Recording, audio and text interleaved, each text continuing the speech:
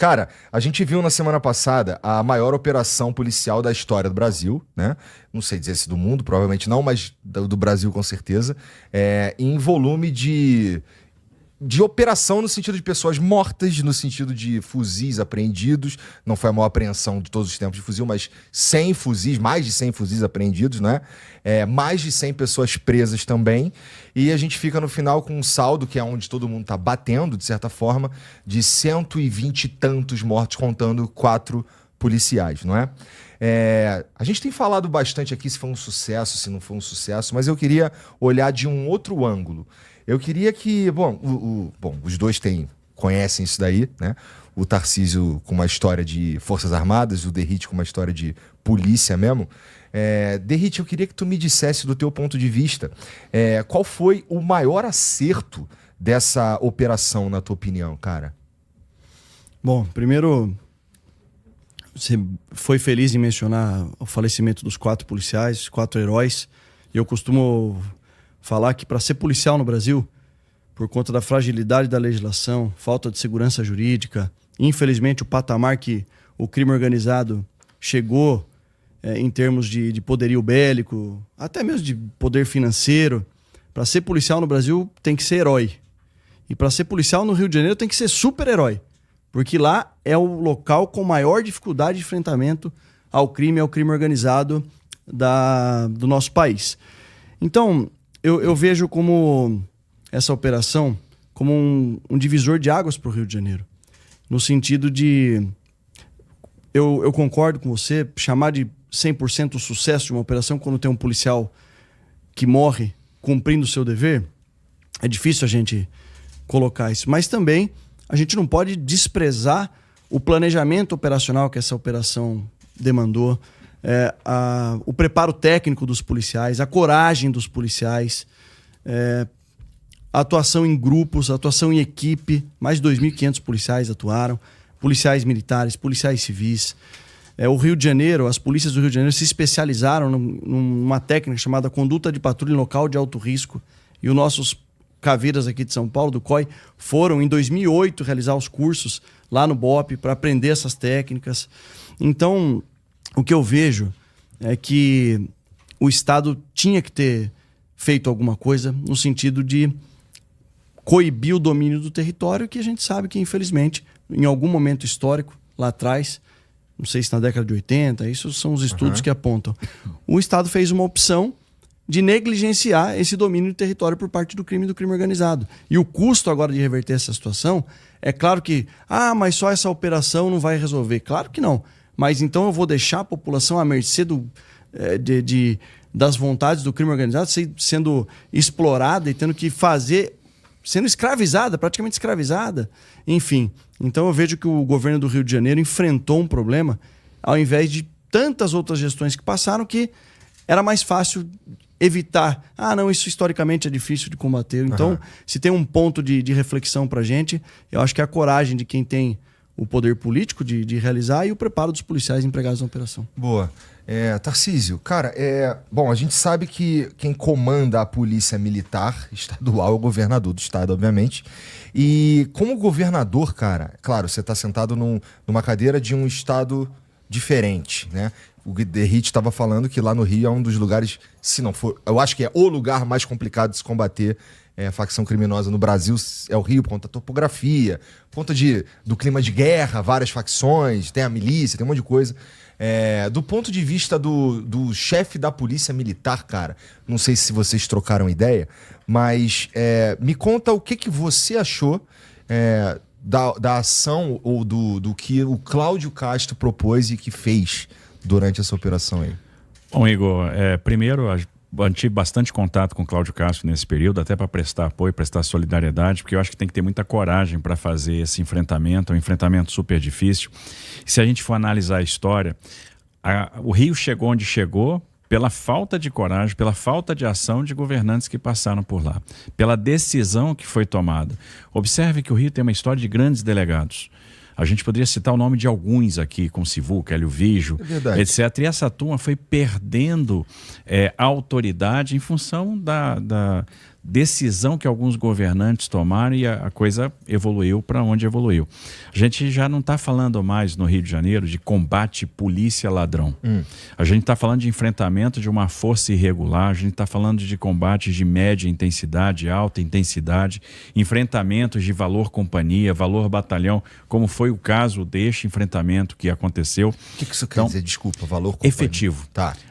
Você veja que você tinha 2.500 homens mobilizados do lado da Polícia Militar e da Polícia Civil do Rio de Janeiro, e do lado de lá você tinha também mais de 1.000 criminosos nesse enfrentamento. Então, uma situação de guerra civil, uma situação de enfrentamento, de combate contra a força irregular.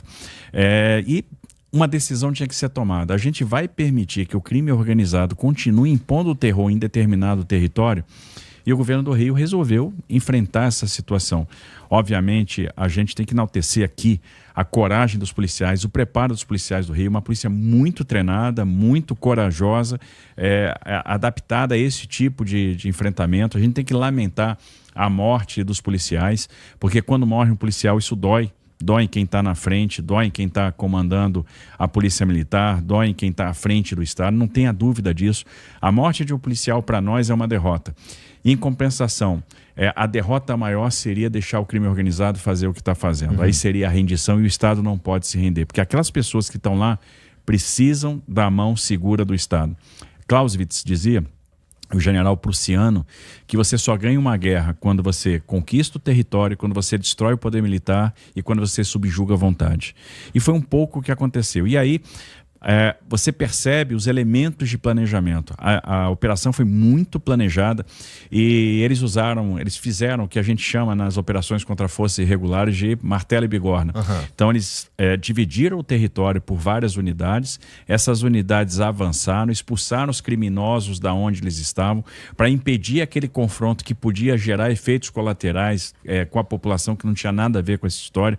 Então eles foram tirando os policiais, levando para uma área de mata, para o Morro da Misericórdia, onde você já tinha o BOP fazendo o cerco. Então eles conseguiram empurrar os criminosos e lá eles já estavam preparados também. Então uma operação que em termos de planejamento foi muito bem sucedida. Quem quis se render foi preso. Então você teve mais de 100 criminosos que foram presos. Quem resolveu não enfrentar o Estado saiu com vida, vai responder os seus crimes no judiciário, e quem resolveu partir para o enfrentamento acabou sendo neutralizado. Então, do ponto de vista operacional, do ponto de vista da integridade das pessoas que moram, que vamos lá, você está falando do Complexo do Alemão e daquela ligação Alemão-Penha, você está falando de um complexo que tem mais de 12 comunidades, você está falando de um local que moram mais de 150 mil pessoas, que se estende lá desde a Maré até quase a Baixada Fluminense.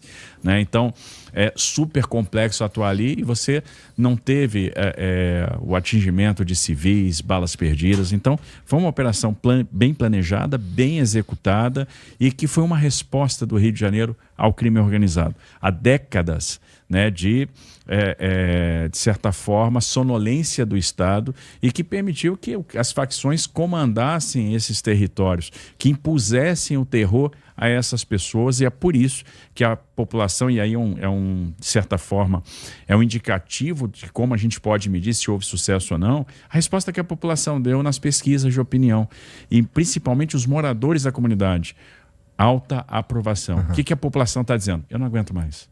Eu não aguento mais ficar escravizado pelo crime, eu não aguento mais o criminoso dizendo se eu posso abrir meu comércio, se eu não posso abrir meu comércio.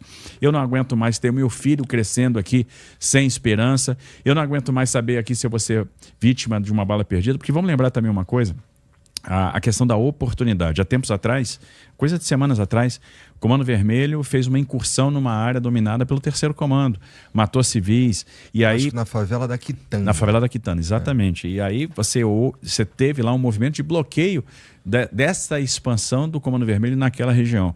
Então também tem uma questão de oportunidade que estava aí envolvida e com certeza foi importante na tomada de decisão, no momento em que essa operação ia ser realizada. Então isso tudo com certeza foi levado em consideração e a gente pode dizer que a operação sim, ela foi bem sucedida e foi uma resposta do Estado. O Estado disse, olha, nós estamos presentes e não vai ter área aqui que a gente não entre, que a gente não possa subjugar o crime. Você mencionou, e a gente estava falando antes aqui, sobre a aprovação da população, né? Especialmente da população que está lá. E eu falei o número 87, o Derrite falou, acho que é 88. Não, certeza, 88. de aprovação. Esse número, eu acho que ele reflete exatamente o que vocês estão falando aí, que é a população tá de saco cheio, não quer mais viver essa situação. O que esse número não quer dizer é a população é conservadora, a população é de direita. Esse número não quer dizer isso. Esse número quer dizer que a pessoa está de saco cheio, independente do viés político, inclusive. Exatamente. Eu não conheço nenhum presidente da República que foi eleito com 90% de votos. É por isso que eu sempre defendo que segurança pública, governador, é a maior pauta suprapartidária. O criminoso que aponta um revólver na cabeça de uma vítima para roubar um celular e às vezes tira a vida da pessoa por causa do celular, não pergunta se votou no Lula ou no Bolsonaro. Então a gente tem que tirar a ideologia, tirar essa ficção que existe ideologia na segurança pública e tratar com uma causa suprapartidária, tratar de forma técnica e entregar as melhores respostas que eu até mencionei, né? Essa pesquisa, ela é uma fotografia, um diagnóstico pra gente. E eu falei, tem uma coisa interessante, né? A respeito dela. 88% da população que vive nas comunidades no Rio de Janeiro aprovaram, entendem essa operação como necessária e aprovam. Só 12% entendem que não. E aí quando você vai para as comunidades do Brasil, a aprovação é de 74%. Por quê?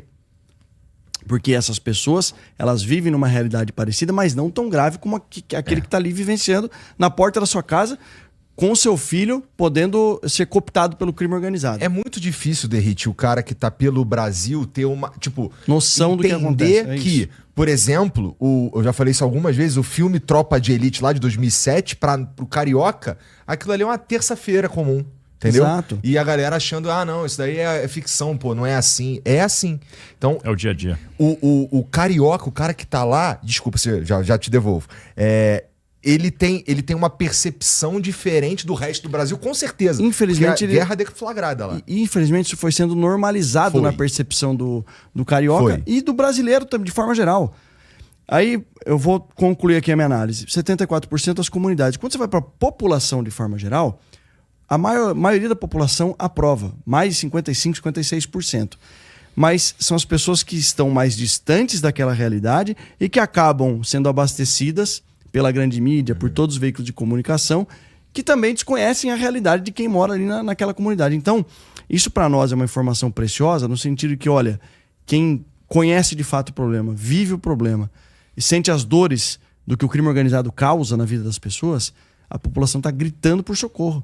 Essa é a análise que eu faço. Faz sentido. Porque daí vem uma outra guerra, que o coronel Alessandro Visacro escreve nas suas obras de forma muito consistente. É um coronel do Exército Brasileiro, que é a famosa guerra informacional ou guerra irregular. Porque depois da operação, aí começam as guerras de narrativas. E é o que a gente está vendo. É verdade. É isso. Mas eu sinto que... eu acho que na carona dessas pesquisas aí, tenho sentido uma mídia mainstream, vou chamar assim, mais alinhada com a operação policial do que contra. Vocês têm uma percepção diferente? Não, tem essa mesma percepção. Talvez porque alguns veículos perceberam, peraí, a população está gritando, a população está pedindo socorro. A população tem uma percepção um pouco diferente de alguns teólogos ou alguns românticos do crime. A população não está enxergando, e isso é uma verdade, ela não enxerga o traficante, o faccionado, como uma vítima do viciado. A população enxerga o traficante, o viciado, como um empresário do desespero. É aquele cara que impõe o terror, é o cara que diz se o comerciante vai poder funcionar ou não, abrir o seu comércio ou não. É o traficante que vai colocar o trabalhador na linha de tiro. Ele pode ser vítima de uma bala perdida. É o traficante que coloca a criança sob perigo e as mães têm medo de perder os seus filhos para o tráfico de drogas, para o crime organizado. Aliás, tem alguns depoimentos que são muito fortes. O depoimento de uma mãe que diz: eu perdi meu filho e compreendo que meu filho estava no caminho errado. Isso é muito forte. Isso é muito forte. Você vê o desespero e a resignação de uma mãe que tem a dor maior, que é perder um filho, e sabe que perdeu o filho pela escolha que ele fez. E ela não queria, com certeza, esse destino para o filho dela, como ela não quer isso para o filho dos outros. né? E isso é muito forte. E a gente tem que compreender, essa população está clamando por socorro. Ela não aguenta mais isso. E a gente tem que agora entender quais são as razões pelas quais isso aconteceu e como é que a gente enfrenta esse problema. Como que a gente vai levar o poder público para dentro da comunidade? Como a gente vai levar os serviços públicos lá para dentro? Porque não adianta também agora deixar aquela população Com certeza. à deriva. O Estado tem que se fazer presente. E quem afasta poder público, quem afasta a política pública do cidadão que mais precisa, que é esse cidadão que está na comunidade, é o crime, é o tráfico de drogas. E essa é a maior violência que pode acontecer. Aí, de fato, a gente vai entender que ali nós temos perda de soberania. Muita gente não compreende o porquê você tem uma barricada na entrada de uma favela, e muita gente associa que a barricada é simplesmente um instrumento para restringir mobilidade policial. Não é. É um instrumento para restringir a entrada de um caveirão, de um veículo da polícia, e não é. A barricada é uma comunicação, é um sinal, é para dizer, a partir daqui o território é meu, a partir daqui o gás é comigo, a partir daqui a internet é comigo, a partir daqui o que você vai comprar é comigo, a partir daqui a mototáxi é comigo, a partir daqui é a minha lei. Ou seja, ali o Estado perdeu a soberania. Uhum. Ali o Estado está sendo aviltado, ali o Estado está sendo confrontado, ali as pessoas estão sob a égide do criminoso.